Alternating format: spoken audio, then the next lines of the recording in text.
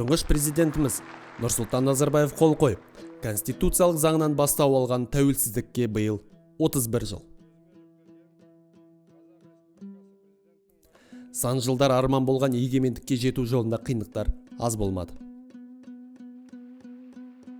20 ғасырдың басында алпауыт держава саналған Кеңес одағы ыдырап, құрамындағы барлық мемлекет азаттық алды. Осылайша, Қазақстан да тәуелсіз ел болды. Ал бодан болғандар арасындағы ең алғаш толқу Қазақстанда басталды. 1986 жылы Кеңес билігі Қазақ КСР басшысы Дінмұхамед Қонаевтың орнына Колбин есімді азаматты қояды. Сан жылдар бірінші хатшы болған Қонаев атамыздың елге сіңірген еңбегі орасан зор еді. Сондықтан қазақ халқы мұндай шешімге қарсы болып, бейбіт шеруге шығады. 17 желтоқсан күні таңғы сағат 8-де саяси тәуелсіздікті талап еткен 300-дей адам қаладағы Брежнев атындағы алаңға, қазіргі республика алаңы жиналады. Кешкісін көтерілісшілер саны 20 мыңға жеткен, көбі студенттер жастар еді. Көтерілісшілердің қойған талап тілектері аяқ асты етіліп, бұзақыларды күшпен тарату мақсатында алаңға құқық қорғау органдары мен арнайы әскери күштері тобы жеткізілді. КСРО ішкі істер министрінің бұйрығы негізінде дайындалған Бұрқасын 86 операциясы бойынша көтеріліс қатыгездікпен басып жаншылды. 18 желтоқсан күні алаңға қайта жиналмақ болған көтерілісшілерге қарсы әскер күші қолданылды. Көтерілісшілердің қалған топтарын ығыстыру үшін жедел отряд құрылып, қала көшелерін күзетті. Алаңдағы көтерілісшілер таратылған соң ішкі істер бөлімдеріне 2401 адам жеткізілген. Ал Алматы түрмесіне сыймағандарды қала сыртына апарып тастай берген.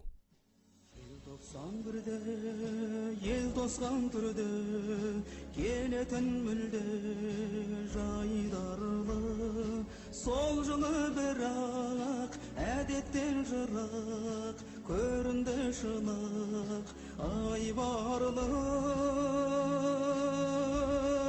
Тоңдырды мені, тоңдырды сені, желтоқсан желі ызғарлы. Елдік пен еркіндік үшін күресте басын қатерге тіккендердің бәрін есте сақтау мүмкін емес еді. Дегенмен Қайрат Рысқұлбеков, Ләззат Асанова, Ербол Сыпатаев сынды өрімдей жастар батылдығымен тарих сахнасында қалды. Желтоқсан оқиғасының әлі күнге дейін жұмбақ болып қалған тұстары баршылық. Неге десеңіз, ресми деректерде бір ғана адам көз жұмған деп айтылады. Ал 1986 жылы көтерілісті өз көзімен көргендер бір емес, бірнеше адам із-түзсіз жоғалғанын айтады.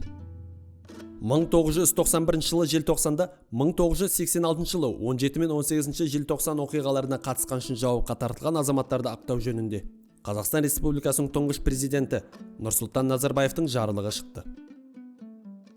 Қанды оқиға туралы кітаптар жазылып, фильмдерде түсірілді. Айталық, Қалдыбай Абеновтың Алла-жар фильмінде көтерілісте болған шынайы оқиғалар бейнеленген. Ал автордың өзі кино туралы 1988-1989 жылы фильмді бастағанда, маған ешкім кедергі жасамағанда, әлі де болса көптеген ақиқатты жарыққа шығарар ма едім, дейді. Қазақ халқы ұрпақтың болашағы үшін, теңдік үшін күрескен тұлғаларды ешқашан ұмытпайды. Қазаққа тәуелсіздікті сыйлаған желтоқсанның ызғарлы желі біздің жадымызда мәңгілікке жаңғырмақ. Қазақ тілді контентті дамыту үшін біздің арнамызға жазылып, лайк басып, пікір қалдырыңыздар.